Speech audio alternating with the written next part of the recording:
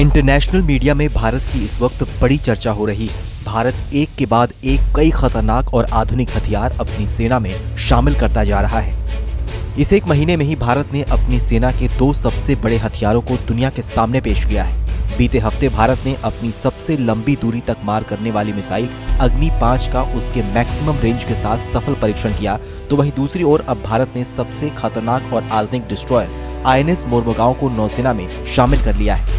चीन और पाकिस्तान इन दिनों भारत पर अपनी चौकन्नी नजर बनाए हुए हैं। मुंबई में भारत के रक्षा मंत्री राजनाथ सिंह ने आईएनएस मोरमुगांव को नौसेना में शामिल करते हुए कहा कि आधुनिक हथियारों और तकनीक से लैस मोरमुगांव दुनिया का सबसे आधुनिक मिसाइल कैरियर होगा।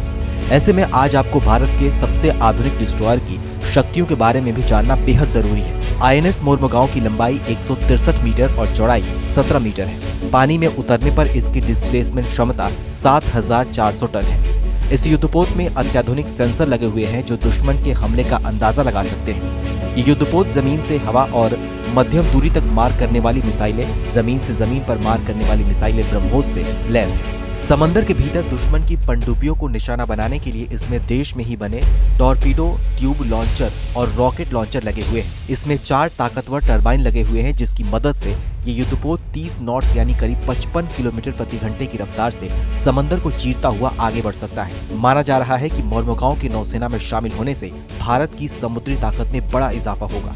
इतना ही नहीं, अब समंदर में चीन का मुकाबला करने के लिए भारत अब पूरी तरह से सक्षम हो गया है। आपको बताएं तो इसी साल भारत ने अपना स्वदेशी एयरक्राफ्ट कैरियर आईएनएस विक्रांत को नौसेना में शामिल किया था। इसके अलावा भारत ने अपने एयरक्राफ्ट कैरियर पर तैनात पुराने विमानों को राफेल एम विमानों से रिप्लेस करने का भी फैसला लिया है। ऐसे में सीमा पर चीन से तनातनी के बीच भारत की बढ़ती शक्तियां अब चीन के लिए चिंता का विषय बन गई है।